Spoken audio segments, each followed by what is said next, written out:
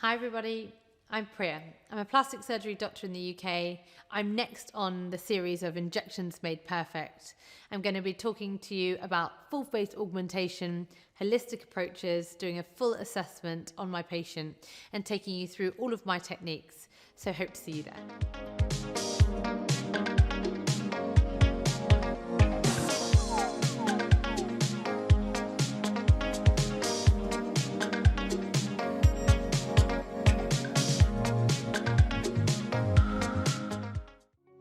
Welcome everybody to Injections Made Perfect. My name is Dr Priya Chadha. I'm a plastic surgery doctor here in the UK and in London. I also own a training academy called Acquisition Aesthetics, which has been award-winning for the last 2 years. I have a number of clinics across London and actually teach with 65 experts within our faculty, aesthetic medicine of all levels. I'm also a key opinion leader for a number of pharmaceutical companies and speak globally on the stage in over 40 countries to date.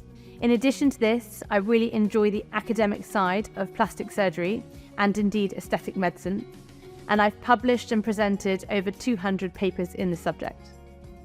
I also have a wonderful team of research students and also clinicians who run our research arms, and I'm the lead investigator and PI on a number of clinical trials. I'm also, and most importantly, a mother to 3 small children aged 2, 3, 4 that keep me phenomenally busy.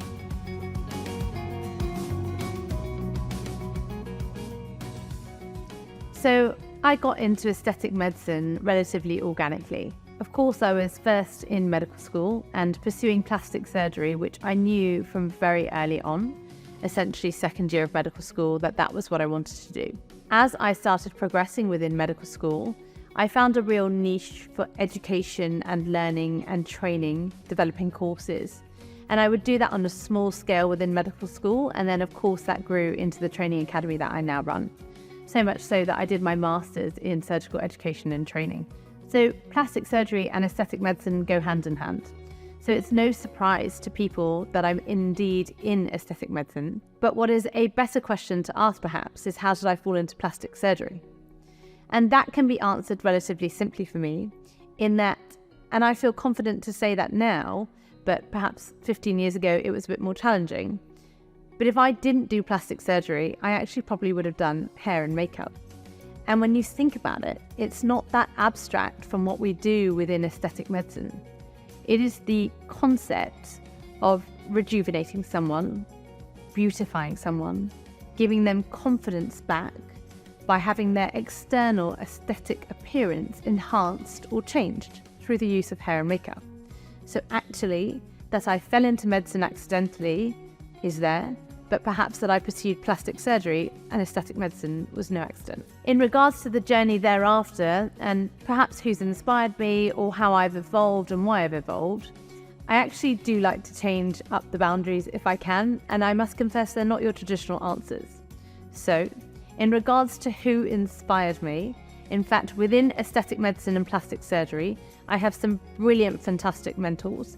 But in fact, I was most inspired by people that I saw educating and speaking on a global scale, because then I was able to understand how people can learn and also apply what they learn and how important a good educator is for that.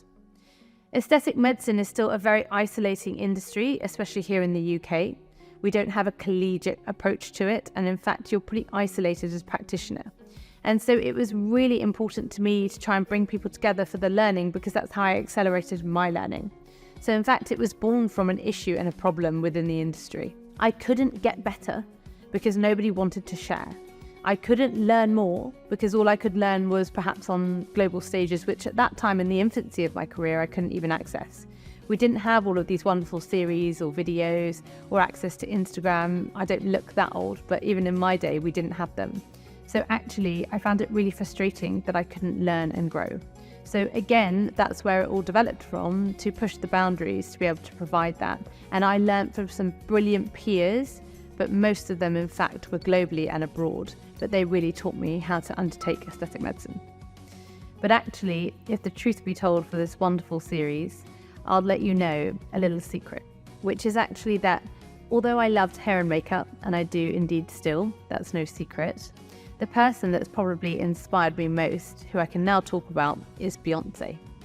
And it's only after I have managed to rank number 1 in the country for plastic surgery, and also have an award-winning training academy for 2 consecutive years, which no other academy has managed to do to date, and multiple accolades and awards, and indeed 3 small children in very close age, that I feel confident enough to tell you that a superstar such as Beyonce has been a huge inspiration. From all levels, from her work ethic, which I now try to adopt just a fraction of, to my practice and the training academy, and indeed for my patients, all the way through to the satisfaction that she evidently provokes in her audience.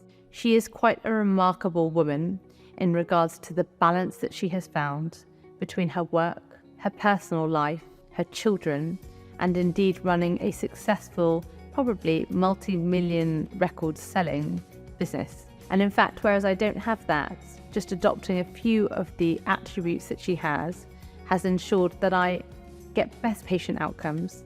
I continue to evolve and learn. I adopt the hard work ethic that I see in her and try behind the scenes to balance everything. So I know that a number of practitioners will of course state that patient satisfaction and outcome is what drove them the most. And if I'm really honest with you, that's what drives me now. But it didn't drive me to become better, because in fact it took me a little while to get there, to get those brilliant outcomes and to get that true patient satisfaction. Because at the beginning, if we're all really honest, we were limited in what we knew and what we could do. And facial aesthetics has evolved hugely over the last 5, even 10 years, and I've been part of it for the last 13. So what I will say now is it's patient outcomes and satisfaction that truly are at the centre of my practice and what drive me. But along my journey, it has been learning from perhaps what I don't like. So I've been fortunate to take the best of what I do like and empowered to work on what I haven't liked along the journey. I'll give you an example. So there is something known as the gaze fixation, and many of you will know what this is. But in fact, it is the concept that a person, when you look at them, you are drawn to specific features that they have, and those will always be the eyes, down to the nose, and then down to the mouth. If you have mobile areas that are perhaps augmented inappropriately on the face, the gaze fixation shifts, and you look at that. So if you see someone with poor mid-face filler, poor lower face filler, or augmentation, your gaze fixation changes. And actually, it was that began to prompt me to want to correct things. So my gaze fixation changed to inappropriate augmentation. And that's not really what we should be focusing on. So I really got intrigued by that, and to think, why have they ended up like that? Why am I focusing on that part of that person? And how can I perhaps change that for my patients and ensure that they don't have that? So with that in mind, and with all of the advances and evolving technology, rheology, science, data, products, consumables, I've been able to evolve into what I hope is a very proficient practitioner, a global educator who delivers brilliant patient and indeed delegate outcomes. So my route into aesthetic medicine, like many, has been relatively convoluted, but it goes beautifully hand in hand with plastic surgery. And indeed, I've had a number of influences that have contributed, such as hair and makeup, Beyonce, but on a serious note, are the key colleagues and mentors that I've really looked up to. That, combined with the evolution of the science, rheology of products, techniques that we now know and we're informed about, have really made my journey quite special. I hope that my story, finding the balance, in addition to having my 3 small children as well, and all other competing demands, reprioritizing, and the evolution of it, has been an inspiration and indeed resonates with you.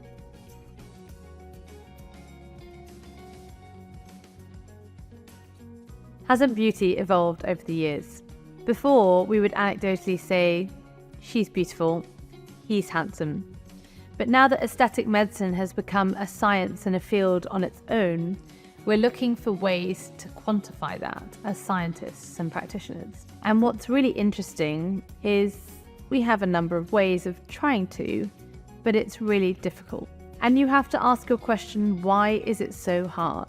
Why doesn't one size fit all? Because it doesn't. Why don't some ratios that work on one patient work on another? Because they don't. And that's probably because you need to mix the science with the inner confidence and emotions. And that is very subjective and very hard to quantify in an objective manner. So when I'm asked about the ideal of beauty, or perhaps what beauty absolutely is, it is impossible to answer from an external point of view and perspective, such as aesthetic medicine. It is not a cliche answer to tell you that in fact the beauty has to come from the inner happiness and confidence of a person, and then we can perhaps augment and enhance features to make them feel more confident and beautiful about themselves. And whether that looks externally more beautiful to you is your own subjective assessment, but it really is what matters to them internally. Aesthetic medicine is brilliant because in fact what we knew 5 or 6 years ago was that we would augment a patient, they would go away and they would feel good about themselves and they would look better for themselves and feel really confident. But we couldn't measure it, and as scientists that just doesn't sit quite right. But in the last 2 to 3 years we have been able to measure it. We can measure psychological outcomes for patients and the impact that aesthetic treatments have on that, from neuromodulators to dermal fillers, and in addition with twin studies. So in fact, we now know as practitioners that what we do not only improves how they look from our perspective and perhaps theirs, but we now know that it improves their psychological outcomes and their confidence, and that is powerful. Of course, as I mentioned, as scientists, we like a number of ratios, the phi ratio, the golden ratio, Ricketts line. There are lots that we like to use as measurements. And I always say to people that I'm teaching and training, use them as a guideline, and that's all very well, but acknowledge that indeed there are ethnic variations, gender variations, age variations, and indeed just people variation. So in fact, whereas it can be used as a guideline to have all these ratios, can they be used as an absolute and an absolute measurement of beauty and aesthetic ideal? No, they can't. But there's certainly a very nice marker for you to learn and for you to place your aesthetic treatments upon. It's essential to remember that there's a huge degree of variation in what beauty means in different countries, different regions, and actually that needs to be respected. It even varies depending on the culture and the business that you're in. So it's important that you have a very holistic approach to your treatments, that you definitely ascertain what beauty means for your patient, because that's what matters. It doesn't really matter when you're treating them what beauty means to you. And so it's essential that you have that discussion with them, ascertain that, and see if you as a practitioner can enhance that.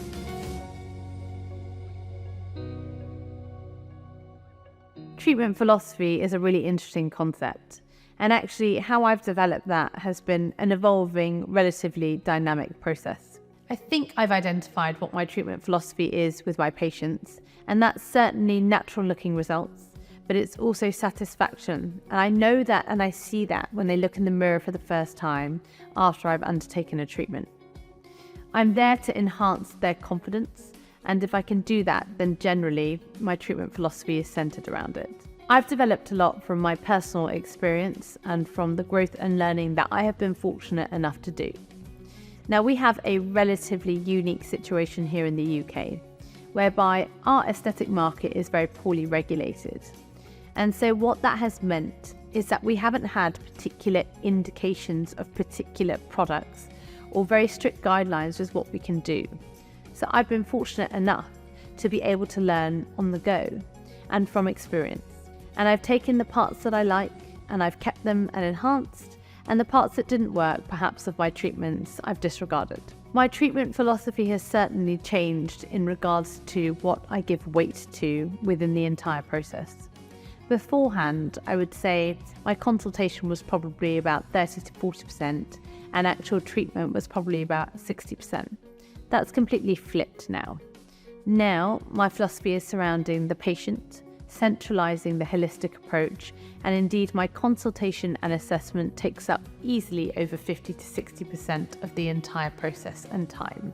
And the treatment and augmentation thereafter is the remainder. I find that actually if I can make everything far more patient-centric and patient-focused, that the buy-in from them and indeed the outcome from them achieves higher satisfaction levels. Although I like to keep everything very natural looking, there are patients sometimes that perhaps don't see what I see as an aesthetic practitioner. You have to remember, your patient will never see themselves how you see them, ever. They will only ever see themselves as a reflection. In a mirror, in a car window, they'll only ever see themselves when walking past as a reflection. So sometimes it's essential as a practitioner, in a very kind and patient-centered way, that we highlight any discrepancies that we think we might see, and indeed that we could change or improve or enhance in order to improve their overall patient satisfaction and outcome. An example of this is certainly asymmetries. Often patients don't see asymmetries in the way that we do, or indeed a profile view in the way that we do. So I'm not averse to highlighting this to patients, and sometimes I've even gone as far as to highlight where I think aesthetic treatments have gone wrong, and I can then offer them corrective treatments and potential re-augmentation. But I really am for keeping natural looking results, and if this requires a certain highlighting or discussion around results that I don't agree with, or indeed asymmetries that I can point out, then I'm more than open to doing that. It's quite easy to get on the treadmill and just treat patients. And I think actually stepping back and considering what is your philosophy and what are you hoping to achieve, indeed as a brand as well, is really important. It's been an evolving journey for me. I'm still learning, and I've learned a lot with regards to what I can and can't do, what works and doesn't work, just by the UK regulation that's relatively poor over here. I think that it's important to continue adopting, to reflect that everything must be patient-centered, more so than you think. It's more than just a tagline of, I do it for the patient. Do you really? Are you really doing it for the patient and their outcomes, or are you doing it for the nice before and after photograph? Actually, I would say your consultation and assessment should be more than half of your entire process, and reflecting on your own philosophy, what matters, what's important, and what you want to project is something that you should really do. I'm really excited to share my way of treating a patient with you, and I hope that it's something of use and that you can take away bits that you like and can augment your practice, and you can disregard the bits that you've perhaps tried and don't work for you. I'll be taking you on the journey with Lynn, our 57-year-old patient. She has some brilliant signs of aging, as you would expect for somebody in their 5th or 6th decade. So she's really a great patient to demonstrate these treatments on. I know that you probably know that there are multiple layers within the face, but actually for some reason, the more educating and teaching that I do, people are still only augmenting in 1, maybe 2 planes. And I'm going to show you layering, I hope, to another level. I get a degree of haptic feedback when I'm operating. I get to see that as well. So in fact, when I'm doing it beneath the skin surface with non-surgical techniques, I hope that I can extend the learning that I've taken from my surgical career to you. I'd like to introduce you to Lynn. She's the patient that will be coming on this journey with us. She's a 57-year-old lady who's actually originally from California, and she's a nurse currently. She's had some massive weight loss in the last 10 years, and she's actually aged beautifully, but there are a few corrections, symmetrization, and rejuvenations that we'll be undertaking together. We'll be starting with an assessment of her, and this will really build the foundation for the rest of her treatment and ongoing planning. She actually has some brilliant signs of mid-50 to 60 decade aging, and I'll be able to highlight these for you. In addition to the signs of aging that you will see, we will relate this back to the anatomy, and I will talk about some danger zones and indeed zones of safety for augmentation. I will then be using techniques after we have treatment planned that are all centered around the concepts of layering. I still see people treating in 1, maybe 2 layers, and actually the face, the anatomy, and the way that it ages and evolves has a number of layers to it, and we should be considering restructuring and rejuvenating all of them. So I will be treating in a number of layers using a number of different techniques and of course products that I'll be able to talk you through. We hope to reverse her signs of aging, rejuvenate and perhaps restore her confidence. We'll have a good chat about her outcomes and what she would like to achieve, and we'll let her know as a practitioner what I can achieve and realistically set her expectations. I'm excited to go on the journey with you, so without further ado, let's meet Lynn and let's undertake a full patient assessment.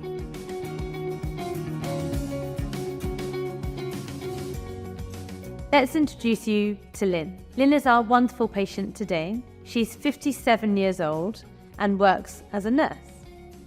She's originally from California, so it gets a little bit more sun than we do, but she's actually taking care of her skin really well, and we'll discuss that in a bit. So Lynn's actually been on an interesting journey, generally in life, I'm sure, but also with weight loss.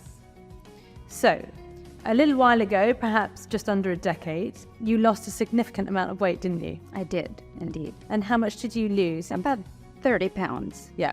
And over how long? It's very rapid, about 6 months. Right. So we know that patients that lose significant amounts of weight and rapidly, often they're left with a degree of skin laxity, and again, we'll discuss that with Lynn in a moment. Other than that, she's generally fit and well, just suffers from migraines, for which she takes medication if needed, and otherwise has no medical conditions of note and no other medications or allergies. Right. She's had a little bit of aesthetic treatment before, but that was over a year ago. And so we're starting with a wonderful blank canvas, and hopefully we'll be able to restore a degree of confidence. I've asked Lynn, but actually spontaneously I'd like to ask her for you. What are you hoping to achieve from having these treatments? Overall, I'm just looking to maybe rebalance and to create more symmetry in my face, and then just to try to bring back some of the fullness in my face. And recapture a little bit of my lost youth. Yeah, absolutely. That's totally understandable. And when you look in the mirror now, and you might see, from what I've certainly, the small interactions that we've had, seen bubbly, wonderful Lynn, and you might well see that indeed. But when you look in the mirror, what do you see? Do you see energetic and vivacious? Do you see a bit tired? What do you see? I definitely see a tired, kind of drained look in my face, areas that are sunken in appearance, and sometimes just a kind of a sad appearance. Okay. So I'm looking, to try to match my personality. Yeah, I was just... to my... Yeah.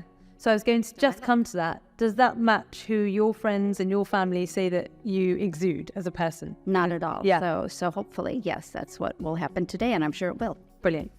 Okay, so we'll have a deeper dive into her anatomy now, and we'll go from there. It's essential that your assessment is done involving the patient and with a holistic approach. And I always say that every assessment and consultation should be patient-focused, but practitioner-led. That's really important, because actually we're experts in our field and we know how to achieve results. And once upon a time, aesthetic medicine was inadvertently put into the hands of patients, where they would come and ask us for things. So it's really important that we tell them how to achieve those things, educate and involve them in the process. In order to do any assessment, and generally anything in medicine, you have to have a structure and a methodical way of approaching it, and that is exactly the same as with the facial assessment. So we'll start with a global facial assessment, and we'll then move on to an easy way to break it up, which will be horizontal thirds. Globally, when we look at Lynn, and when I first met her, inadvertently, as we've all discovered, she actually gave off an impression of a little bit of sadness mixed with tired. She has used the term, I look and feel deflated, and actually I would say that I can comfortably agree with that, but what she doesn't appreciate is for her age of 57, she actually looks pretty good. She has what you would expect at the mid-50 to 60 decade of aging, and we can highlight a few more of those points when we go into more detail, but globally, she actually has a very good skin quality, overall projection in terms of the features that she has well defined. And of course, although there's been weight loss, her weight and thin, slender structure contributes to the fact that you can see some of the anatomy there. And her anatomical features have maintained their individuality. When we look at her globally, the emotion we've described now, and then we move on to skin. Lynn's skin has a degree of sun damage, as we would expect, but I actually know that she's been relatively good with her skincare and indeed protection. But she has what's very important to know, which is globally a degree of radiance. That means she has a dewy appearance to her skin, and especially for someone who is 57 years old. It is not matte, and it is not oily. And we know in a recent study that was published that it is radiant skin that gives off the best emotional impression. Without telling anybody you're happy, it tells us you're happy. And also we can estimate patients at being 3 years younger than what they actually are as their official age, when their skin is radiant and actually reflecting the light. Moving forward, globally we can assess Lynn's face shape as round. Of course, there is a small degree of squaring that's occurring, especially in the lower third, but overall, she certainly has kept her proportions and indeed a round face shape. In regards to the face shape, what we can actually see is a degree of volume loss and a degree of sagging. Now, this is always most notable in the middle third of the face, and so we will use this for the purposes of demonstrating it on Lynn. In her middle third, there is indeed a degree of volume loss, most predominantly seen in the anteromedial cheek fat pads of the third, and indeed that continues down as a volume loss that's also seen in the tear trough region. We'll discuss these further when we analyse the middle third. There's a degree of sagging that we can see with the nasolabial skin coming down, and also, as you can see, the formation of the pregels here, and that is contributed to, no doubt, by her increased rapid weight loss that occurred. When assessing symmetry, it's important to do this with the patient, looking in the mirror, and perhaps outlining this for them, ensuring that they agree with what you're commenting on. Lynn and I have actually had a discussion before this, and indeed we do agree on the very subtle asymmetries that you see. She has no obvious scars or blemishes to create asymmetries. And you have to remember what an asymmetry is. An asymmetry is somewhere where the aesthetic line will be disturbed when you're looking at the face. So actually, we don't try and make people perfectly symmetrical, but we just try and teeter on that border where an onlooker isn't immediately noticing that asymmetry. Lynn has, as we've described, a round face shape, and in fact, perhaps slightly oval component to it. She has a brilliant symmetry, and in fact the only lines that we can discover that are slightly asymmetrical, because I often like to identify the shadows and lines that are also asymmetrical, would be her nasolabial fold here is of slightly different orientation to the one that you would see here. And actually accompanying that, you can also see that her entire anteromedial cheek fat arching up to her zygoma, the weight down to her nasolabial fold, and indeed down to her prejowl region, is all a little bit flatter and a little bit lower on this side. And in fact, when speaking to Lynn about any asymmetry that she felt, she commented that the left side of her face was all a bit flatter, lower and saggy. Considering proportions is also really important. And remember, you won't just be doing that for the AP view, but also the oblique and the true lateral view as well. Proportions can be considered in a number of objective measurements and ways, but if we consider the proportions of the face that should be considered to be equal, they are the horizontal thirds. They go along from here, horizontally like this. And there are a number of ways I always tell people that you can identify them as a practitioner. Bony landmarks, soft tissue landmarks, it doesn't matter. Just have the landmarks that work for you and stick to those. I use the tricon to the glabella to the subnasale, and the subnasale to the most inferior point of the chin, which is of course the menton. They're just the thirds that I use, and the markers that I use to distinguish those. We know that thirds generally of the face should be relatively equal, and it's not without ease that you can see, and also to her own commentary, that Lynn's forehead from her tricon to her glabella is larger or longer, if you like, than certainly her lower third. Her middle third sits somewhere in between the two, but naturally you can see that her upper third is slightly longer. And actually, interestingly, which most patients do, Lynn has her hair coming down across her forehead, and some patients indeed have fringes in order to mask that, because with non-surgical techniques, it can be very challenging to change that. We look to equal up those horizontal thirds by lengthening them, but you have to look at the overall shape of the patient. There is no point in me lengthening her lower third to match up with her upper third, because then she'll become very oval, very long, and look very artificial. So it has to be done in balance and keeping with her and actually her anatomical features, and we have to respect those. That is why you cannot use objective markers as absolutes, and you have to take into consideration the anatomical variation of the patient and indeed your perspective and theirs from a clinical treatment point of view. When considering the oblique view, in order to highlight for the patient and indeed yourself the projection of the OGE curve, which we know is this S-shaped curve where we should have a degree of projection around the inferior portion of the zygoma and indeed connecting to the anteromedial cheek effortlessly, reflecting light and projecting, we can highlight this to the patient, and of course we see in Lynn that there is a degree of volume loss and sagging that has contributed to the flattening of the OGE curve. Lateral profile is very important to highlight to the patient on assessment, and actually probably with photographs, and then you can show them. Because again, there are very few patients that actually walk around having their true lateral on show, and thereafter being able to see it and also appreciate what we can see as aesthetic practitioners and where there might be deficiencies. There are a number of lines that one can use, Riddell's, Steiner's, a few others, but I like to use Rickett's line as a point of reference if I need to.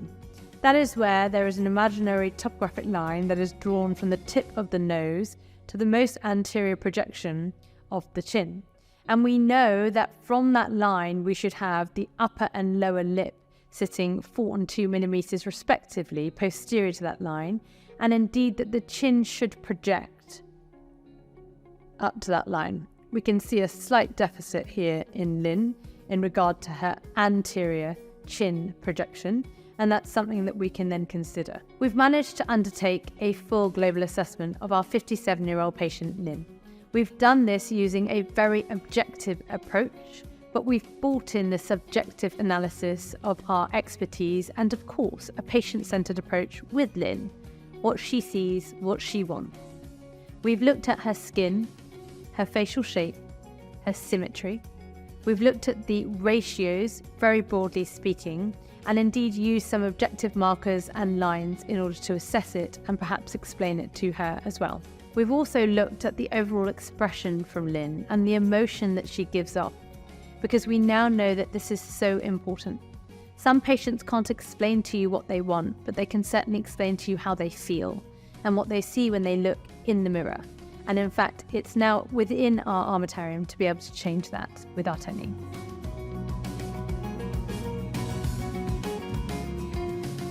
I hope that you're enjoying all that you're learning here in this series. And of course, webinar and learning resources are an essential component to anybody growing in any field.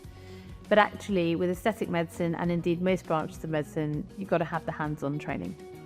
So at Acquisition Aesthetics, which is an award-winning training academy, the best in the UK for 2021 and 2022, we bring over 65 experts together in surgery, medicine, dentistry, and nursing to teach you all of the techniques that you've seen both here, but also that span across the field of aesthetic medicine.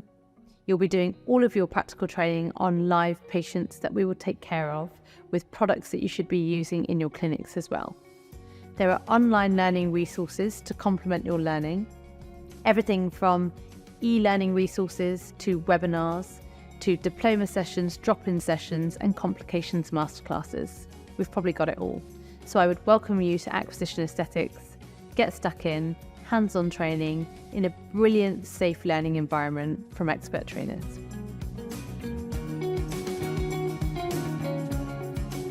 We'll now look into the thirds in more detail and draw on some anatomical landmarks that will hopefully help you plan your treatment. In order to understand the assessment in more detail, we'll break up the face into the horizontal thirds, which I will anatomically define for you. Before I do that, there's one thing that I want you to remember. I'd like you to understand that anatomy is not accidental. And in fact, for you to understand how and why we have the anatomical features that we do, you have to go back to the primitive functions of why we're here. And that's not to get too deep and emotional with you along this journey, but we're probably here in primitive purposes to do two things. And it's not, unfortunately, to make human connections, which is the primary reason that I think that we're here, but it is to survive, and then it's probably to reproduce and mate. So if you think about the reasons that we're here to survive and reproduce and mate, and just apply those to the face, then we have something interesting that we can consider. Later, when we've done the thirds and the anatomical assessment of the thirds, we will define a topographic line of ligaments that comes down along the lateral third in an S shape like this, inferiorly. Now this line of ligaments denotes a lateral component and a medial component. I now take you back to those primitive functions. To survive, and for humans that is to chew your food, masticate and drink, and then to reproduce. Now, interestingly, lateral of this line of ligaments, we have a very solid structure. It is held back, it is solid, your masseter runs up to your temporalis muscle that you know lies there, and actually that is the main function and purpose of you being able to chew and to survive. So when we consider our treatments up there, although a lot of people talk about lifting, there's a component of lift, but really the stronger component is structure and fixation to hold. Our products need to be chosen appropriately. Medial of that line, more interesting. Medial of that line is everything that is dynamic, everything that allows you to create emotion and communicate. Because we know we don't actually need to be able to speak to communicate. We could use our hands and sign language and other methods and modes. So medially, you have everything that you need to mate and reproduce and communicate in that regard. So what we have is medially a requirement to preserve our dynamic function, our movement and our emotion in order to be able to communicate and reproduce and mate. So we need to consider that when we're using products in the medial third, they will be different. The way that we're layering, the techniques that we're using, they're all a little bit different for the medial portion, medial of the line of ligaments, than they are lateral to the line of ligaments. Let's get into the nitty-gritty and break up our anatomical assessment into the thirds. So, like I've said, I'll be going from the trichon to the glabella as the top third, glabella to the subnasale, and subnasale to the menton to the lower third. I'm just going to ask Lynn to turn towards me. So, firstly, we've talked about the larger portion of her upper third, and we know that. And actually, she's got a beautiful curvature to her forehead. Often we lose that as we age. But what she does have as an accompanying, and we'll go over the anatomical landmarks, temporal crest, supraorbital rim, superior aspect of the zygoma, and hairline, but quite a significant temporal fossa. That's expected in thinner patients, and of course the degree of wasting can happen and aging as the aging process continues. If we inferiorly come down as well, she has a very prominent zygoma, but other than that, I think it's time to get on with treatment.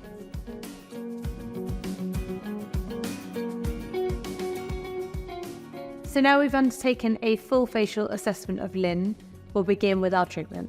So we need to do some markings up on Lynn, of course. One should ideally palpate for the temporal crest, which we will do. And we can see that quite prominently on her. A lot of people actually think it's where the forehead drops off, but often it's not, it's more lateral than that.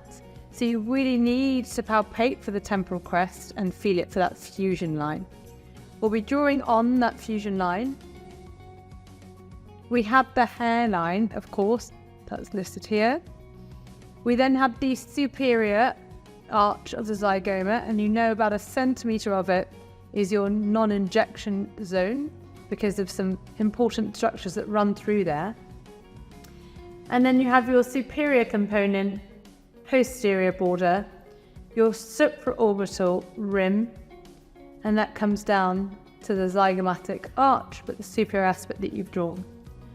Those borders give you your temporal fossa, and the deficit on Lin, if you turn slightly, can be seen quite significantly in that area. Turn back to me. We choose a line of safety or a zone of safety in order to treat it, and that is going to be from the temporal crest, approximately 1 centimetre superior and 1 centimetre lateral. Now there are a few ways to treat this area. One can use a product and come up superficially to go into layer 2, which is the deep dermal layer. And with her and her skin laxity, that can be understood quite comfortably. A cannula inserting superiorly and perhaps linear retrograde threads in order to treat the area. Now what I find that often does is lead to an engorgement of the veins that lie there, and I tend to find actually that is more significant in regards to the engorgement than it would be otherwise. The other option, as I've explained, in a zone of safety to go 1 centimetre superior and lateral is to go deep down all of the layers, and there are 9 or 10 layers here, and to go deep with your needle. Some even go at 45 degrees, so the bevel of the needle can close the gap against the periosteum.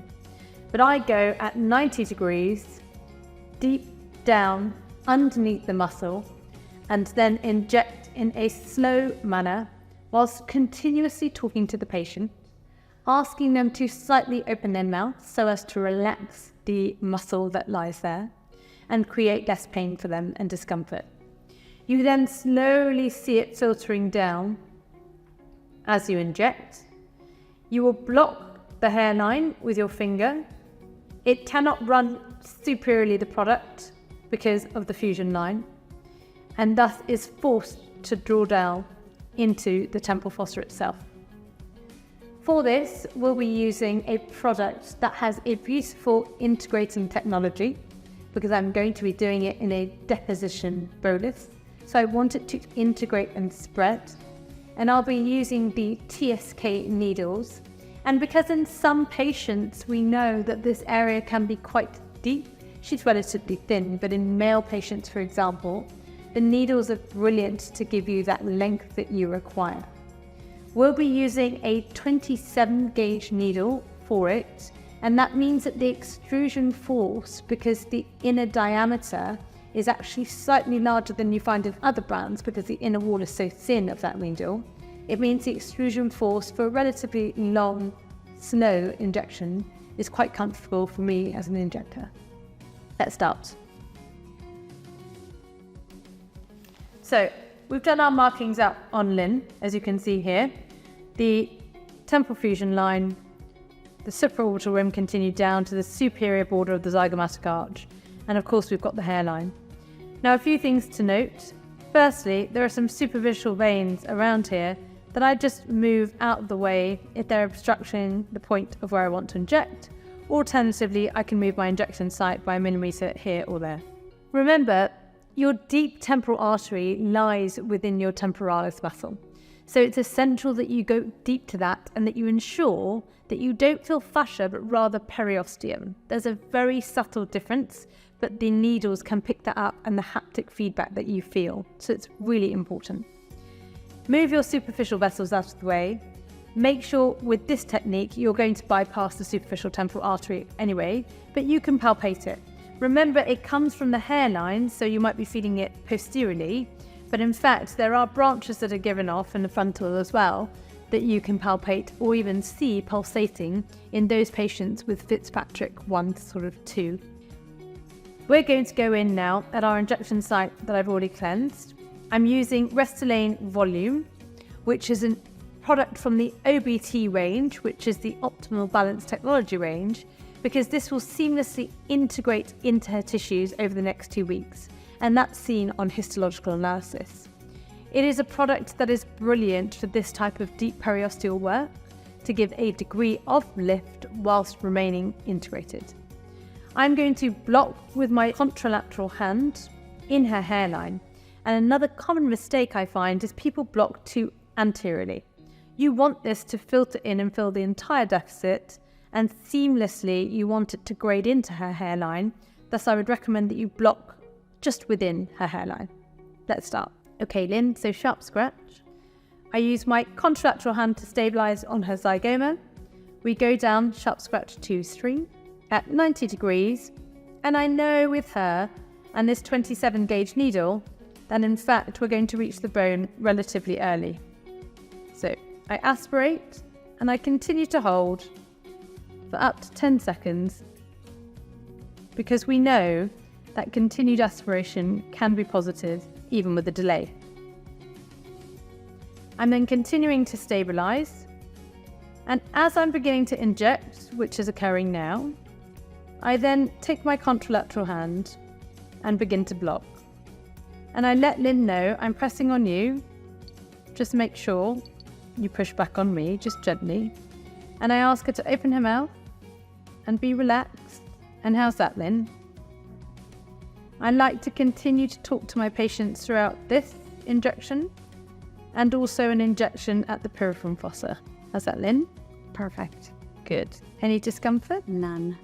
Good. I let my patients know that they might have a bit of discomfort, soreness, aching that might occur for up to 48 hours afterwards and can occur on chewing in this area in particular. It is a very slow, purposeful, calm injection.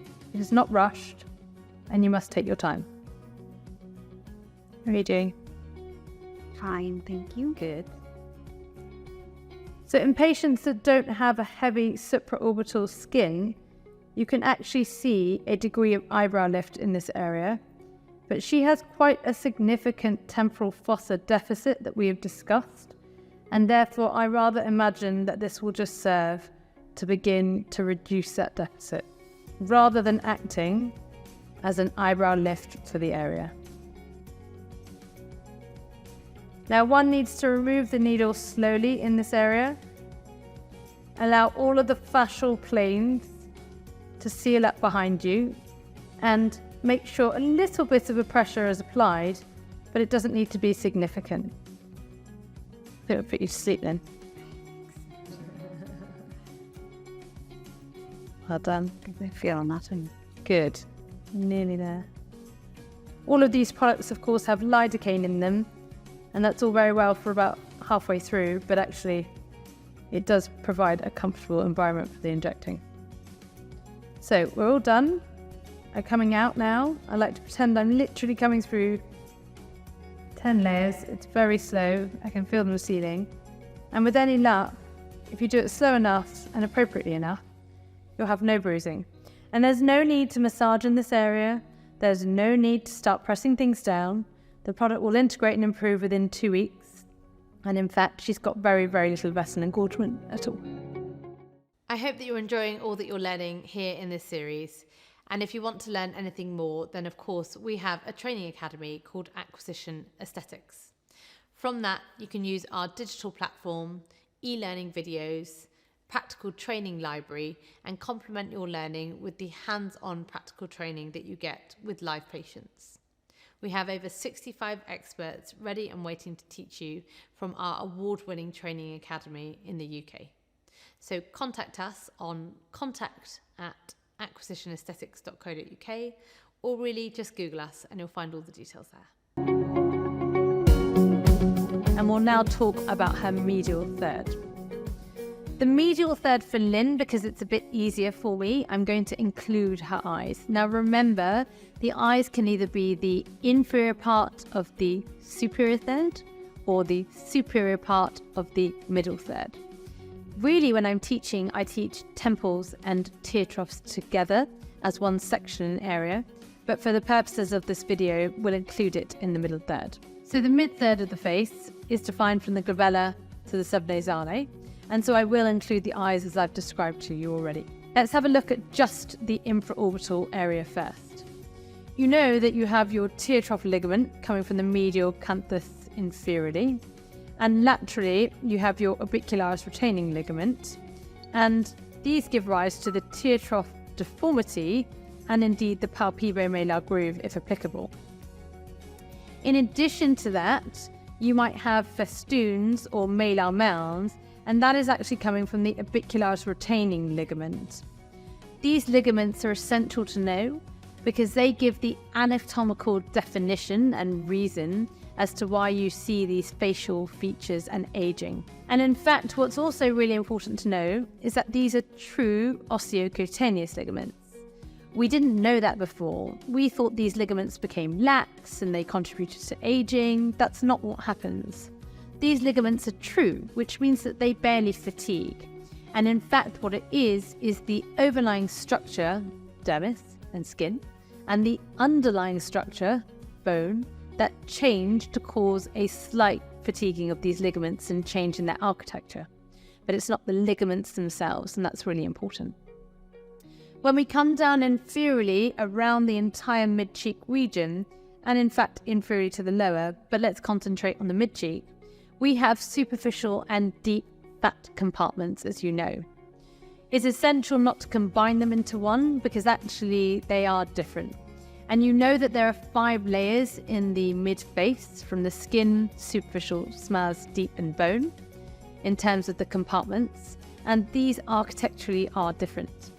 The superficial fat undergoes 3 processes, whereas the deep fat only undergoes 1.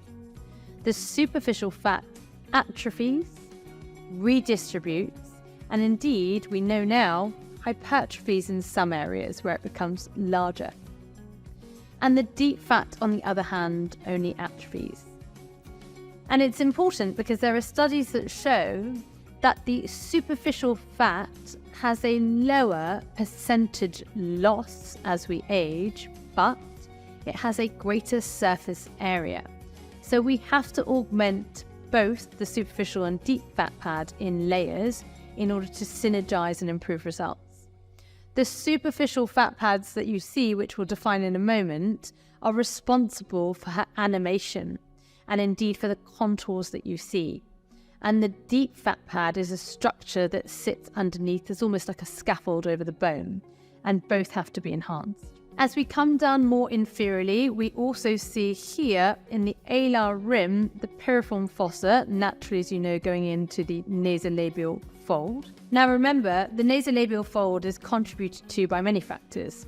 The hypertrophy of the skin fat that I showed you, of that fat pad, the laxity of the skin coming down, and also, important to note, the piriform fossa and nasolabial fold are actually coming because of the bony resorption of the maxilla.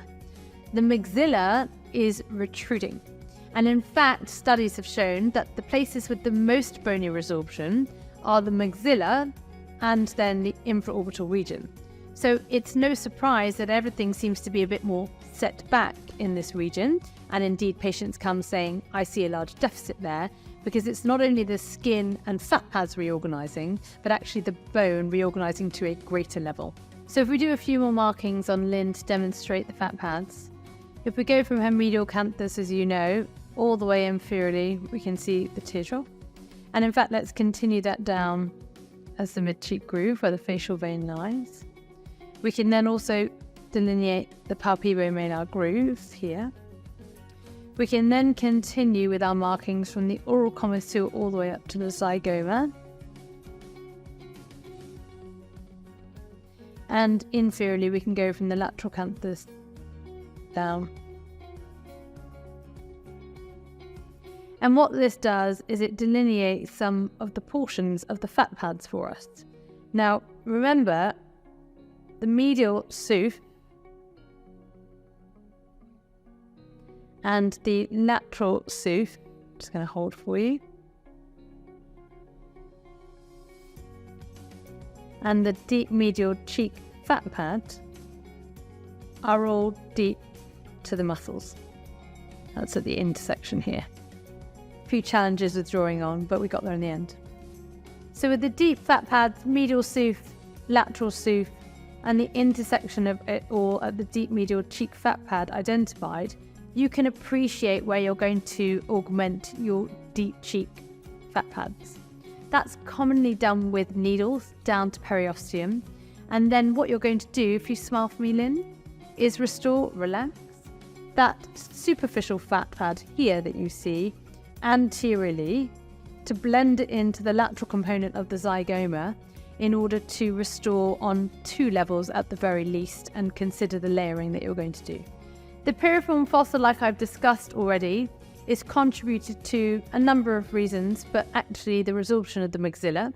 That creates a very deep deficit that requires augmentation down to the bone. Now remember, the facial artery, as you know, ascends as it comes off the anterior border of the masseter. So you have the posterior and anterior borders of the masseter, with the facial artery ascending up. It ascends, giving off the inferior and superior labial arteries, as you know, supplying the lips, in a very rich anastomosis and vasculature. So actually, in this area, it's very likely, even with problems, that the lip will remain perfused. So it can create a false illusion. As we ascend superiorly, we know that we have the danger area that we like to refer to, as it were, of the angular artery near the piriform fossa. Now we know that the artery, as it ascends up, gives off the dorsal nasal and indeed the lateral nasal artery, and we know that it remains approximately 3 millimeters from the alar rim. Now here is where the artery actually becomes more superficial, and thus it's assumed that augmenting down to bone deep is safe. We have to know that this is a danger area, and indeed requires due diligence in regards to any practices that you might adopt, whether this be aspiration or not. But in keeping with all of my themes, I like to layer. And so I do some down to bone periosteal work here, and the artery is superficial, to restructure the maxilla that you know has become resorbed, but then I think it requires layering at a deep dermal layer. To do this safely, one could use a cannula, but actually layering to create that synergistic augmented effect.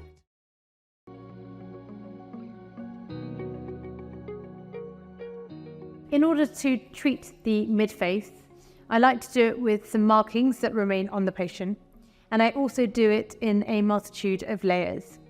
The best way to approach the layers is a combination of products, but also a combination of needles and cannulas.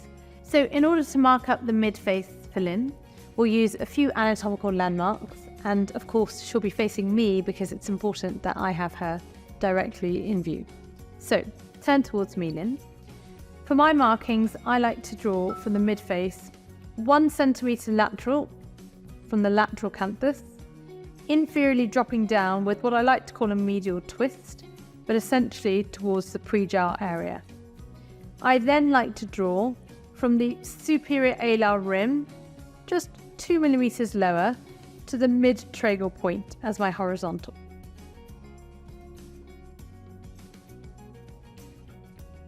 I then ask the patient to smile. She restores her fat back, her superficial fat, and I take that marking with my finger and I draw it on. I know when she stops smiling, that's going to drop artificially low, and that's all right for now. I then look for my deep structure and my deep fat pads compared to my superficial fat pads. So smile, a lot of superficial work here, and relax.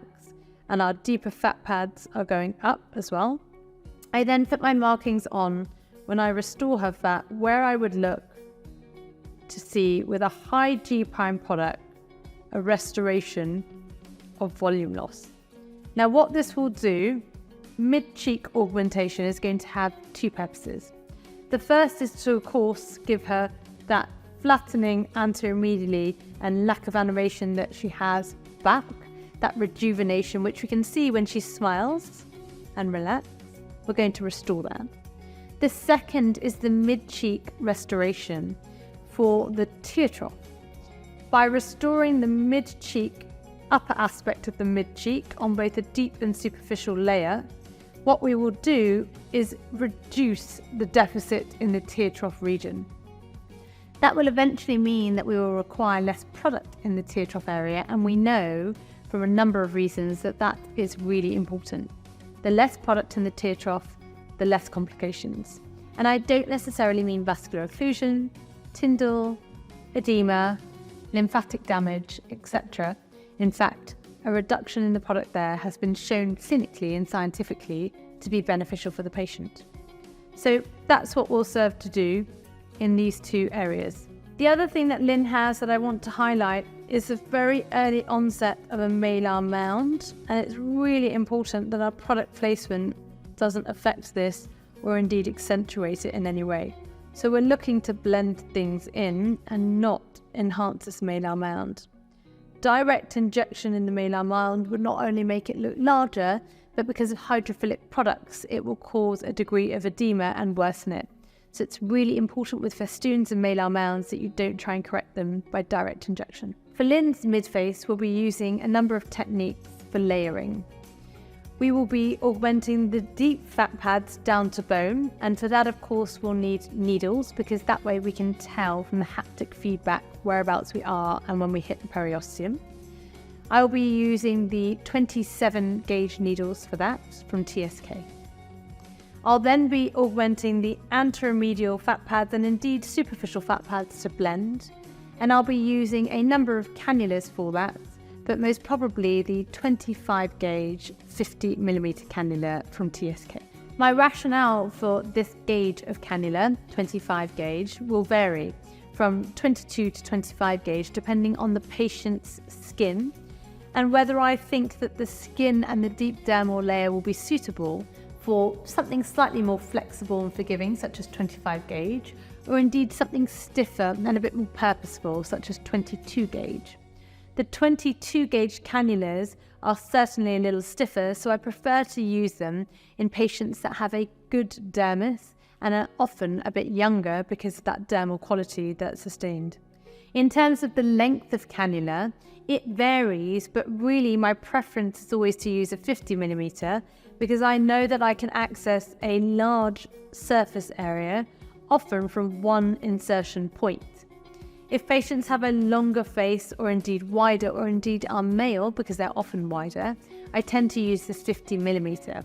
But male patients are a brilliant example of when I'll use a 22 gauge cannula because actually that stiffness is accommodated for by their strong dermis. Let's get started. So we're going to start with our restructure of the bone, and for that I'm going to be using Restylane Lift. It's from the Nasha technology, which is essentially a technology that provides you with lift and precision. It won't integrate or move into the tissues and therefore is best for the non-dynamic areas. Now remember, I told you that lateral of the topographic line of ligaments, you have got a structure that is required to hold and be strong for the purposes of mastication and chewing with the temporalis and the masseter muscle. Restylane Lift from the Nash technology provides exactly that, a high G', strong lifting and precision product. So, sharp scratch coming now on 3, 2, 3. I'm injecting using the 27 gauge needles from TSK.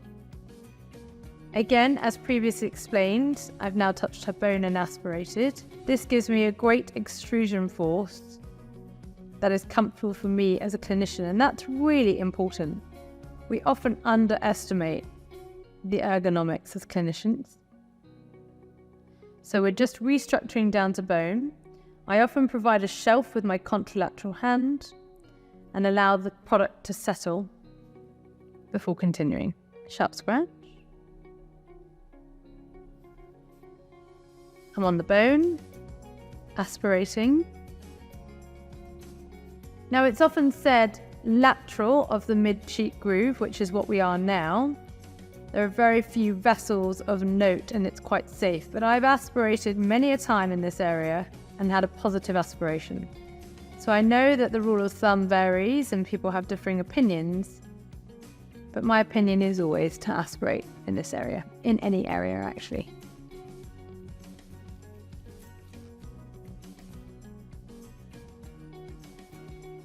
Sharp scratch, 2, 3.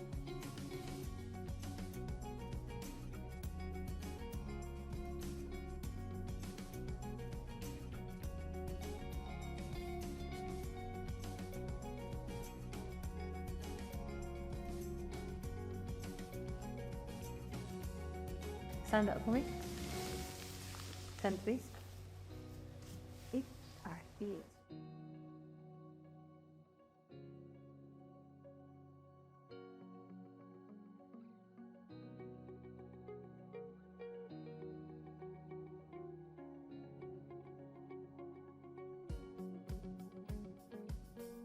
Sharp scratch coming. 2, 3.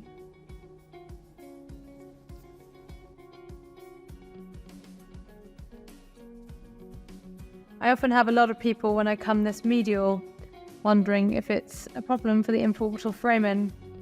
But as you know, the infraorbital foramen, which we'll mark out, that carries the infraorbital nerves and artery, lies more medial to the point that I've just injected. So we'll come to that in a minute. Now what's interesting is I suspect if we sit Lynn up, what we'll see, and I always tell people and patients and practitioners, be realistic and just wait for the finished product. But if we sit her up, I suspect what we'll see is a restructuring being given back to her tear trough rather than the restructuring being given back to the midface alone. So let's sit you up, Lynn. Slide you around. Great. So what we can see here is the beginnings of, before superficial work happens, 10 forward, the restructuring being given back and support to the tear trough. And we'll carry on. Now this is where aesthetic medicine and science meet art and artistry, because now we need to look at Lynn and appreciate where the deficit is on the superficial fat pads in order to augment them. So if I ask her to turn towards me, we're going to keep no filler product in these areas here, approximately 1 centimetre from the lateral nasal wall, and smile for me and relax. But what we can see is that there is a deficit. We'll leave the tear trough region. There's a deficit just here that requires filling. In order to do that, it can be best approached using a cannula. And for this, actually, you could use a 38mm or a 50mm. And consider, if you use a 50mm from an insertion point here, you should also then be able to target your tear trough with the same insertion point with a 50mm. So we can certainly try doing that. I like to use a bony structure for the insertion point of any cannula.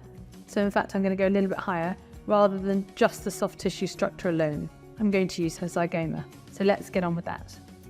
So using the 25 gauge 50mm cannula, I measure up to the medial canthus because I know eventually I'll want to treat the tear trough.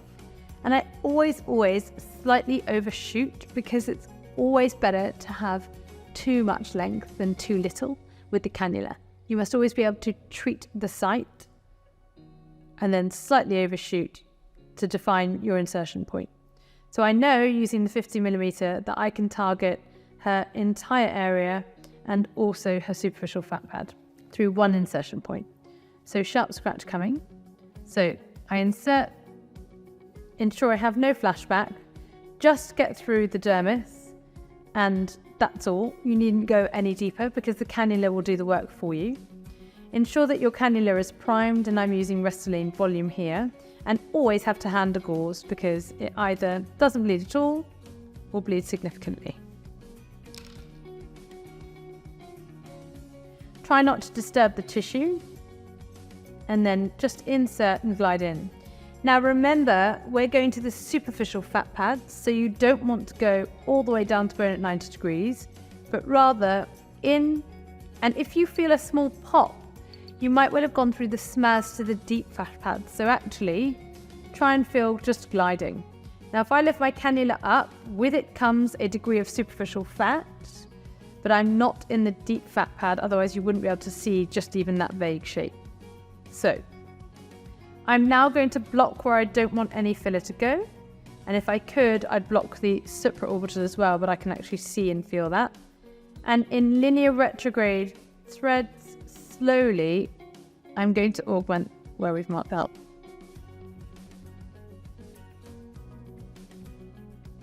How's that then? Fine.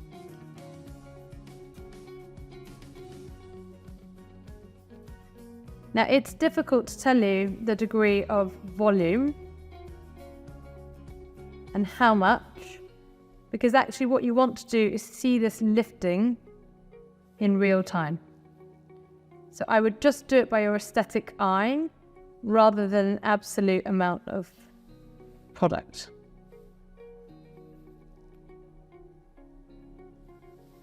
And I'm just going to go inferiorly just in order to blend everything through.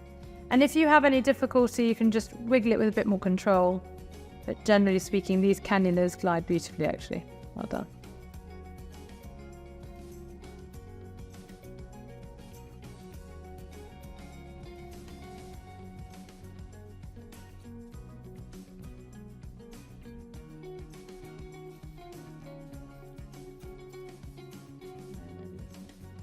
So introducing the cannula is really easy with SteriGlide. And actually Lynn's got beautiful skin to compensate for the work being done today. So she's not going too red, she's not too sensitive, which is lovely.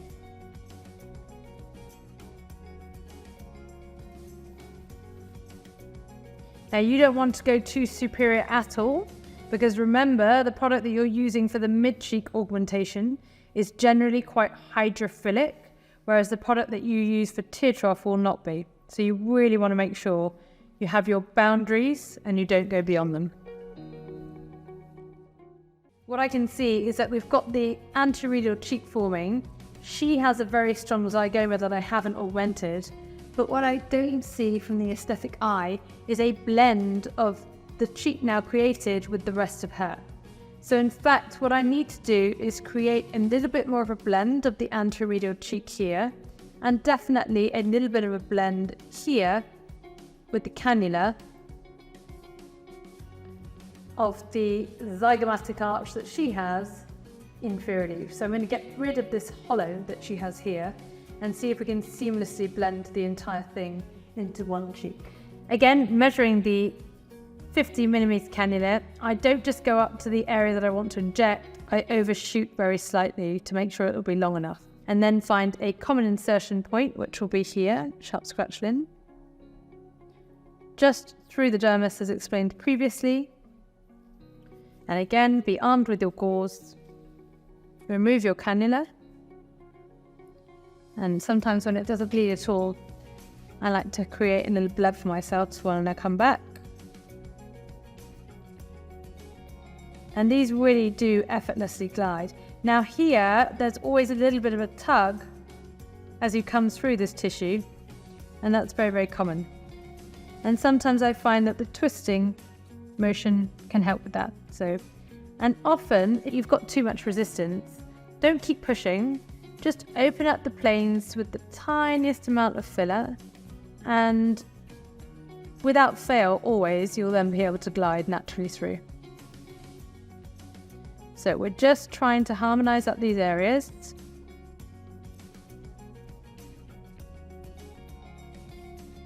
With linear retrograde threads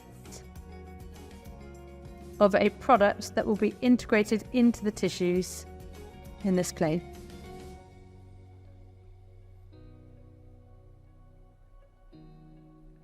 I'm trying to reduce the obvious transition that you can see from her zygoma inferiorly. Just trying to blend that. And what I'm really conscious to do here is not to exaggerate her zygoma. She already has a brilliant zygomatic arch. I do not want to exaggerate it anymore, so I'm not all the way up here.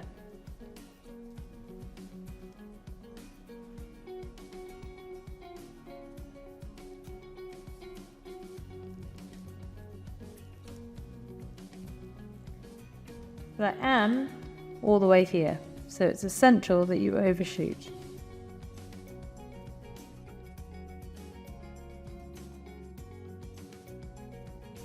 So I've also got this inferior portion just highlighted here as a slight degree of deficit that I'd like to provide filler for. I've got 2 insertion points already, so I'm going to try, especially with these cannulas, I find you can maneuver on yourself really easily. So I'm going to try and do that now and just get my cannula in, which it has gone. And then I'm going to maneuver with any luck to that portion there. And the maneuverability on these cannulas is great because actually you feel that they have a degree of strength to them that provides a degree of confidence back to you. You don't feel that they're going to bend and snap and break with the tissues by any means. And you know exactly where your product is going because you know it's always at the tip. And the greatest product delivery is of course at the tip, but it's done with a degree of precision, which I think is really important. So I'm curving down to that deficit now. The flexibility of the cannula allows me to do that. Sometimes it's that curvature and flexibility I don't get with the 22 gauge cannula, and why in somebody with this type of flexible skin, a 25 gauge is preferable. So once I've done cheek augmentation, what I like to do is continuously restore a little bit more with my finger to see if the patient will benefit from it. If I restore any more for her, I fear her malar mound might become more prominent. And then I test with the tear trough to just slightly restore that and appreciate if it will give us the result that we want. Now, Lambros criteria define that those patients with better skin quality, Lynn's isn't in her infraorbital. She has wrinkles and thin skin that is lax as well, so better skin quality, not lax skin quality. And those with a tear trough that is very well defined often do much better. Lynn has poor skin quality there, a degree of lax skin, a small amount of malar edema, but that's fine, none that I can see here, very minimal infraorbital fat herniation, and so she's a mixture of the various criteria. But I think that if we restore her tear trough deformity here, she'll get a good result. What she has to be told as a patient though, is that her lax wrinkly skin and redness as well will become a little bit more prominent until things settle down. So what's really important is that you ask your patient to fully relax, and they can even open their mouth, to ascertain exactly where the tear trough deficit is. Why? Because when they smile, they restore that cheek fat pad back, that structure back to the tear trough, and suddenly they look like they don't have a tear trough, but they do.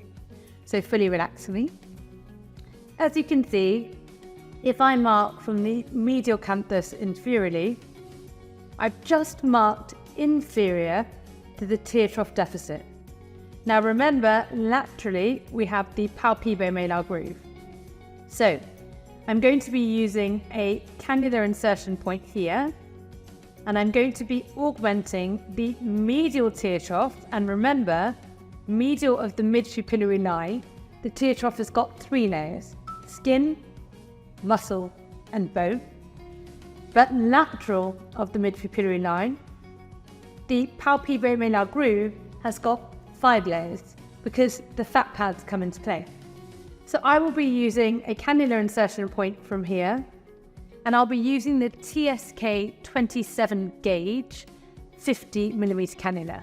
Now, you could use a 38mm cannula with ease here, and that would be very acceptable. And equally, in a patient such as Lynn, I'm using the 27 gauge because I know that degree of flexibility can be maintained within her thin tissue, and I won't need to fight against the thin tissue here. So actually, the thinner the cannula in regards to its gauge and smaller gauge is more beneficial in such a delicate area. So, as always, I measure up my 50mm cannula and slightly overshoot for the augmentation. This highlights the insertion point for me. I'm going to give a gentle insertion point using the introducer, sharp scratch. Again, just through the dermis, no flashback, and get everything ready. And I can just pop that over to my assistant.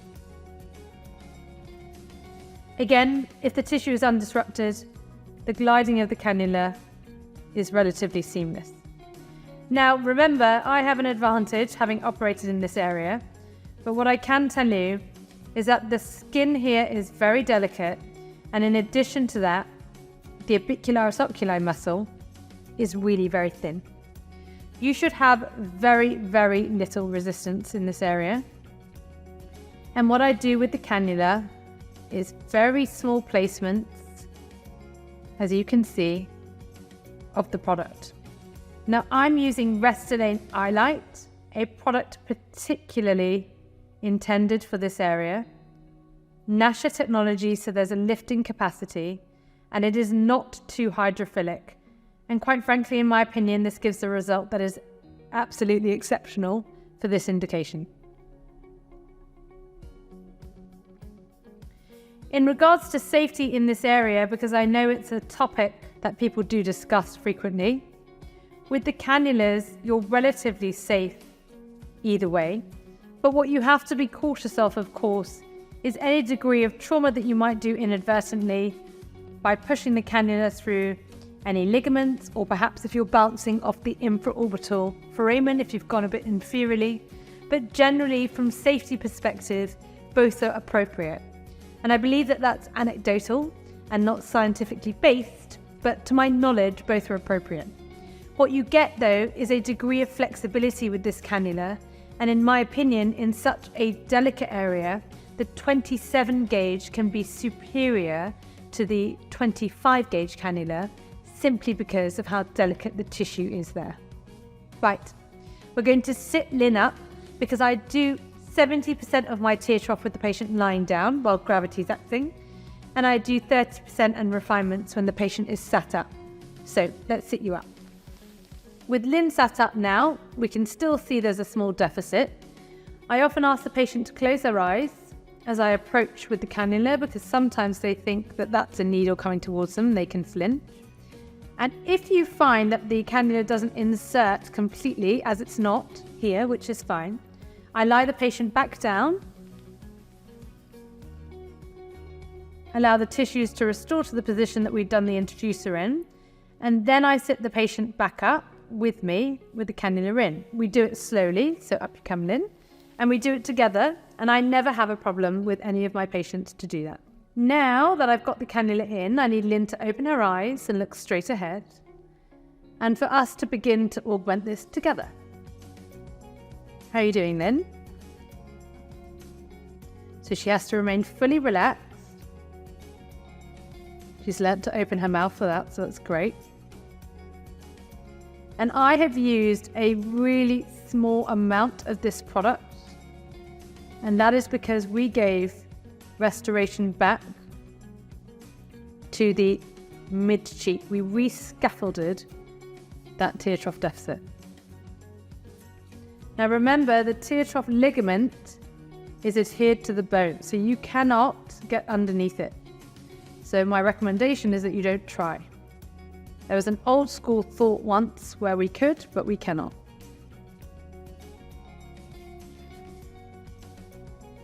Great. So now we can see we've augmented the tear trough, and laterally now there are two options. You can go in with your cannula in the same insertion point, rotate on yourself and augment the palpebromalar groove, or, which is what I'm going to choose to do, you can change, keep the same product, but change from a cannula to a needle. I get asked all the time why I do that. It creates a little bit more bruising around the area or a little bit more damage to the skin using a needle, but the precision that I can ascertain in that deficit is just far superior for the result for me than I get with the cannula. So I'm going to change to needle. So now we need to define the palpebromalar groove, which we have here, and of course the deficit that you can see and where we're going to augment that. Lynn has got some very fine vessels, as most people do. They're very fine veins here, and we're going to be going down to bone, and we know that this is a relatively safe area from an arterial perspective to augment, but it can create a bit of bruising, so we need to warn the patient of that. We're going to try and do it in 2 or 3 injection sites right around the deficit, going down to the infraorbital margin and rim. So let's begin. For this, I go down at 90 degrees in the deficit that I've marked when the patient was sat up, I don't aspirate in this area, just let them know it's a small sharp scratch, and I do micro deposition boluses. I'm using the TSK 30 gauge needle. Brilliant for this delicate area, and I get great haptic feedback when on the bone. And these are tiny micro boluses in order to augment the palpebromalaire groove. Now she must sit up again in a moment, and we must do what we continuously do, assess the patient, let gravity act and pull things down, and pop her back to continue treating. So you can see here we've almost achieved correction, and always under-treat your tear trough region, but there's just a tiny bit of correction I could afford, which I am pressing to correct artificially, restore that fat back and that light reflex. So I'll just sit her back down for a few more injections.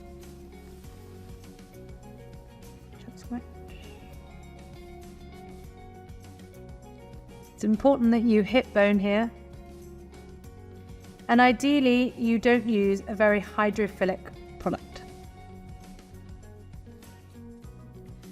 And the best thing here often is to quit while you're ahead, you've got no bruises, and always underfill the area because it will correct and it will attract a degree of water. So, sit up for me. As you keep up to date with your learning by being on this series, and indeed the latest products, the latest anatomy trends and assessment trends of your patients, you too need to keep up with the consumables that are pretty much unrivaled and the best in the industry.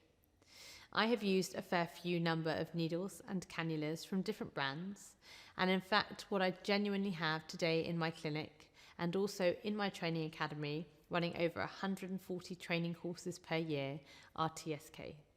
We have the cannulas and indeed the needles, and for a number of reasons I find that these are unrivaled. So I would recommend that you, like me, have a look around and try other cannulas and indeed needles, and I have no doubt that you'll probably end up using TSK as well. As we come down, if I ask you to look straight again, inferiorly to the lower third from the subnasale to the menton, we can see actually here that her lower third is a little bit shorter than the middle or the upper third. There are huge numbers of giveaways in the perioral region for facial aging. Let's just talk about the lips in the perioral region. Let's work superiorly to inferiorly.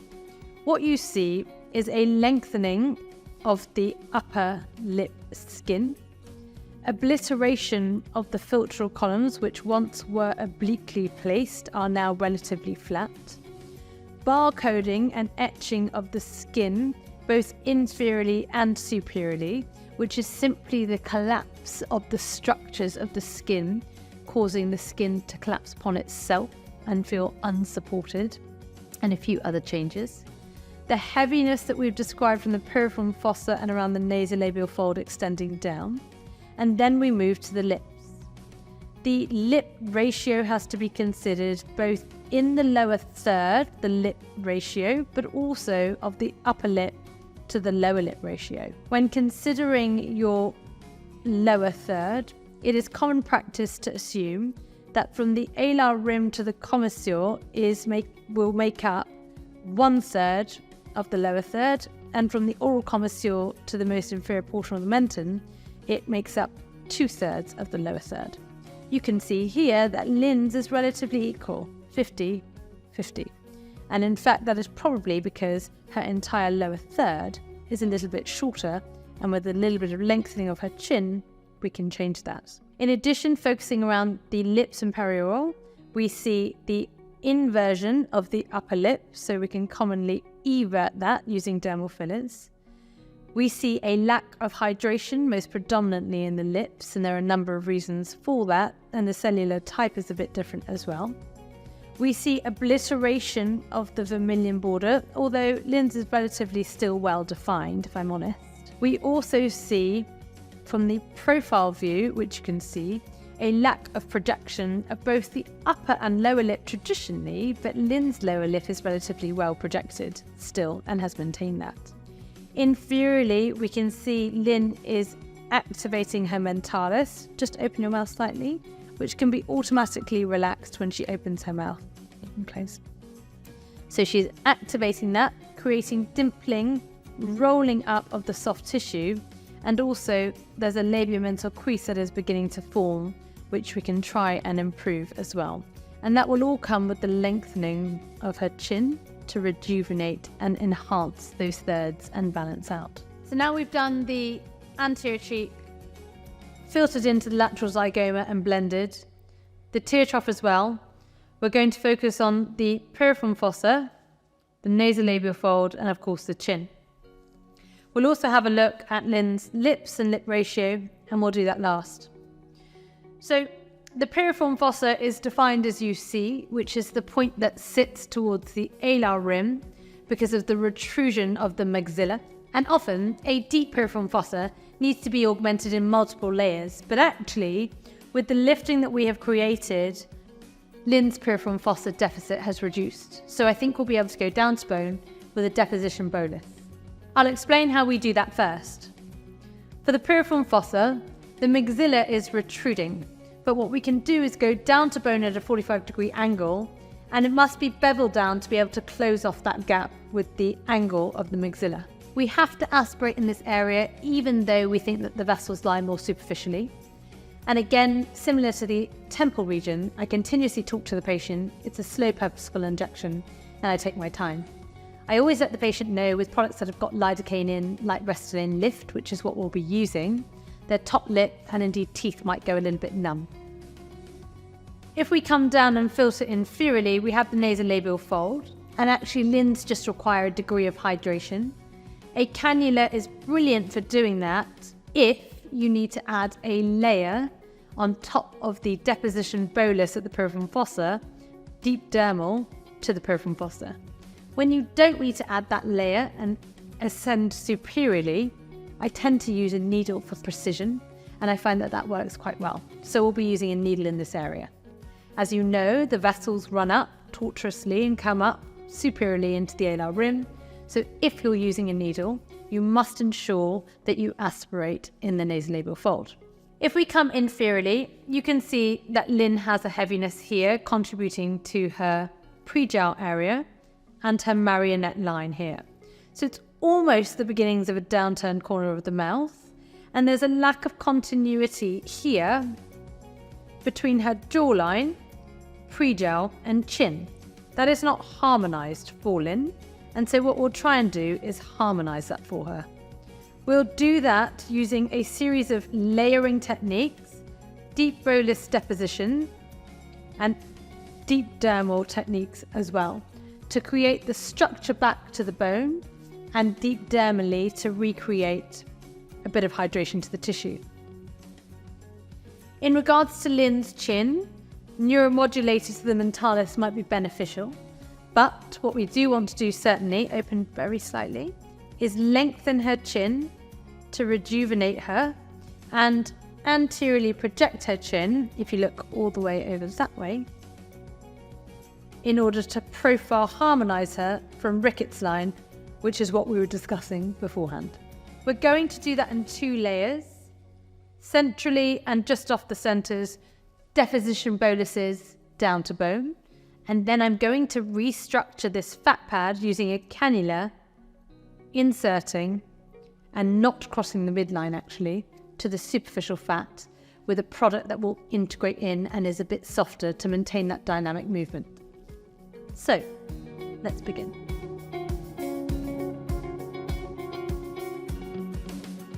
So I'm going to start by augmenting her piriform fossa.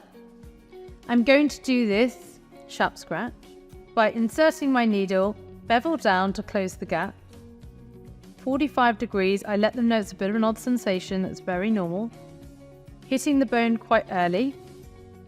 She's very thin. Aspirating for a prolonged period of time whilst kissing the bone.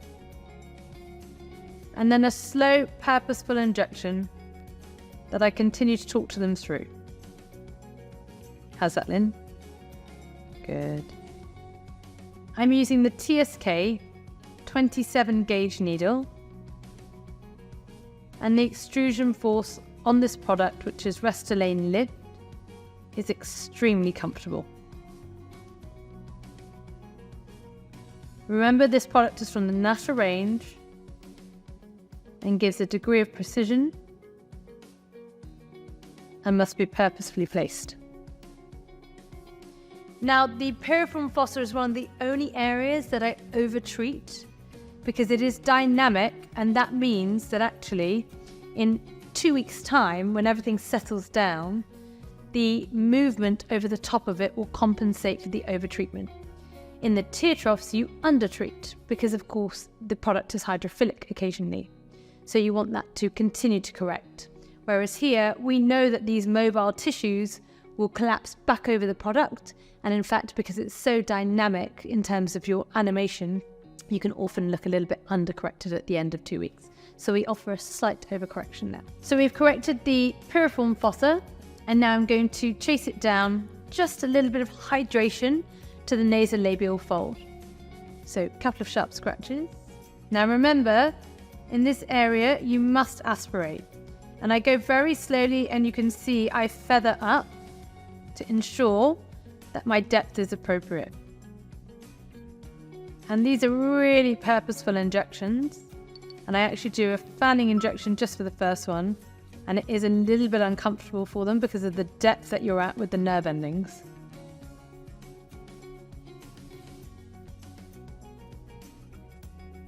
Chin up slightly. Great. Slight sharp scratch. Sorry then.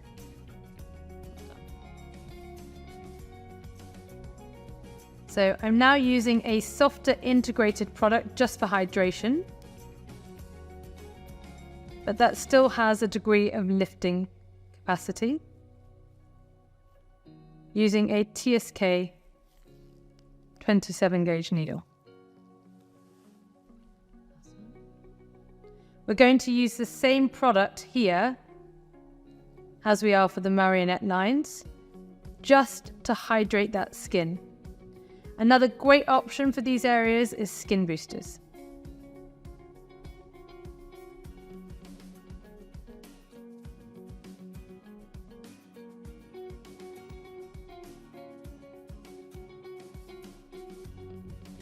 Aspirating all the time.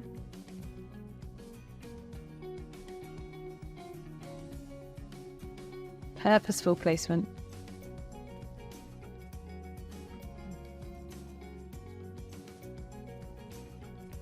And remember, our patients are 3D dynamic creatures, so I'm not looking to flatten her out and make her a 2D image.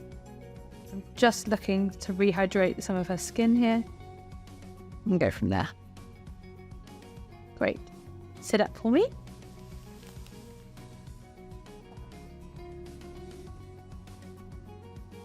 Up. Okie dokie. So sit back down for me. So Lynn has the startings of a marionette line, and in fact what I'm going to do along this line is cross-hatch with this product a little bit deeper to give just a little bit of support. Again, this can be slightly uncomfortable for the patient, but generally they do tolerate it well. So sharp scratch. The most important thing here is not to create a heaviness around the area or indeed the corner of the mouth. And I cross-hatch to create structure in a variety of directions and a variety of planes. I often do this with one hand as I'm doing now because I find it easier to aspirate with one. Again, a very integrating product. So we've done our horizontal and we'll now restructure with our vertical.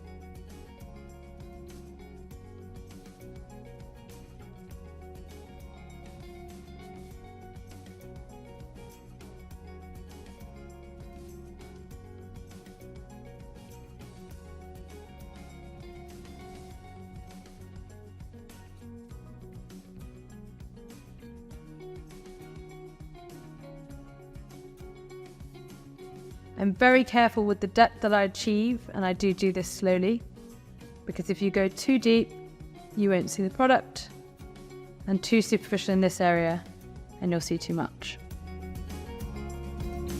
Great.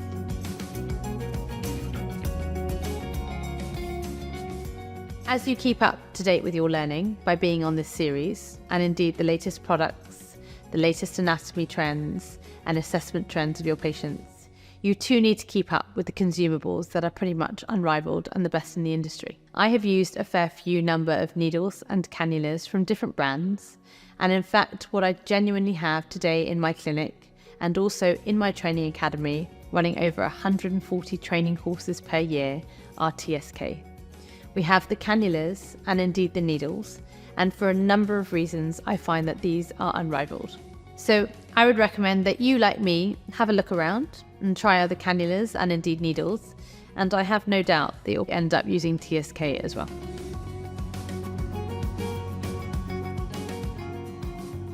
So for Lynn's chin, we need to mark on the midline from the subnasale down of her chin. We need to make sure that we keep the width of the female chin within the alar rims.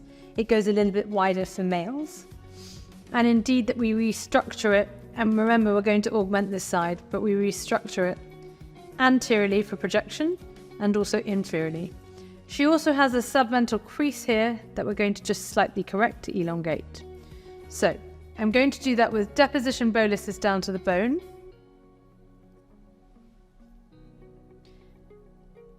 In a triangular fashion, using a Nasha product and the TSK needles. So the Nasha product will be lift from Restylane, and it will create precision as well as creating projection. And the TSK 27 gauge needle is perfect to use here because of course you'll be able to touch the bone, kiss the bone, and get a degree of haptic feedback. And that safety is essential as a clinician. And the beauty of these needles is that you can kiss the bone without blunting the tip, and that is very useful for when you reinsert and re-pierce the skin and dermis for the pain of the patient. Lie back down for me. So for Lynn and her chin projection to align on her profile, we're looking for both anterior projection and inferior projection. And so the best place to augment the chin from anatomical purposes and markings is called the Nathian, which is considered to be halfway between the menton, most inferior point, and pogonium, which is the most anterior point. So we'll be augmenting from the Nathian. So I'm going to ask Lynn to open her mouth slightly, to relax her mentalis, which means the needle won't be inserting through a contracted muscle, which can often be uncomfortable. And sharp scratch coming. Now remember, we're not going completely anteriorly, completely inferiorly, but at a 45-degree angle for that projection. So sharp scratch. Down to bone here. As expressed previously, we're using a strong product from the Nasha range from Restylane. I like to pinch and support as I inject. And remember, this is just your structure being given back. We're going to do overlying work to the superficial tissues. A 0.1 bolus there.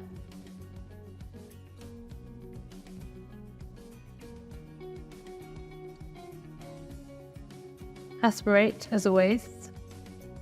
I don't think there's an area that I don't aspirate in. The only area that I tend not to is those that I use a cannula, but even in the very beginning it was so inbuilt in my mechanism that I aspirated using cannulas as well. Relax for me. Well done, sharp scratch.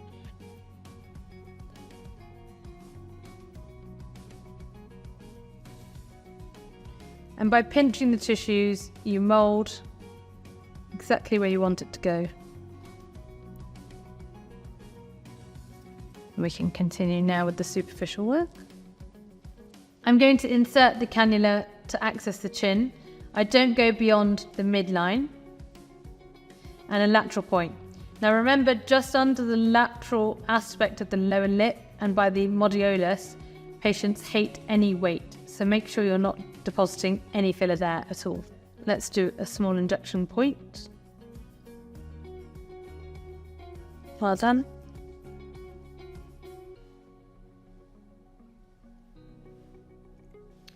And for this, I'm going to be using Restylane Define, asking her to keep her mouth a little bit open. And this is just a bit uncomfortable, so what I tend to do is a single layer like this, with a bit of lidocaine, just to get the lidocaine working. So as I've said before, do not cross the midline and do not add any weight here. Now remember, we're looking to anteriorly project the chin and inferiorly lengthen the chin. So you have to make sure that you consider both angles here. I know it's a bit uncomfortable. Once on, then you've been stellar. Really great. It is a bit uncomfortable. And what you'll find that this will do is improve the chin dimpling that she has from the mentalis. Chin up slightly. Great. The chin dimpling from the mentalis will improve. The hydration of the chin will improve. And of course the projection, which is what we'll be looking for. And remember, you're in the superficial layer here. Superficial fat. You're deeper than deep dermis, but you're sitting only just deeper to that in the fat. And you need to keep assessing her from the anterior projection, lateral projection perspective. And what I'm also going to do, because we're here, is continue to make a continuation of the chin as a unit with the pre-gels. So I'm going to give her a little bit of structure and support back here as well.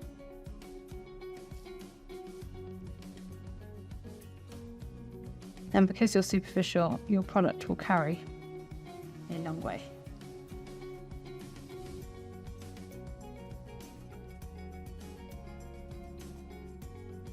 Wait, we'll do the other side and then we'll show you. Okay, so that concludes the injection treatment for our wonderful patient Lynn using TSK cannulas and needles and Restylane products.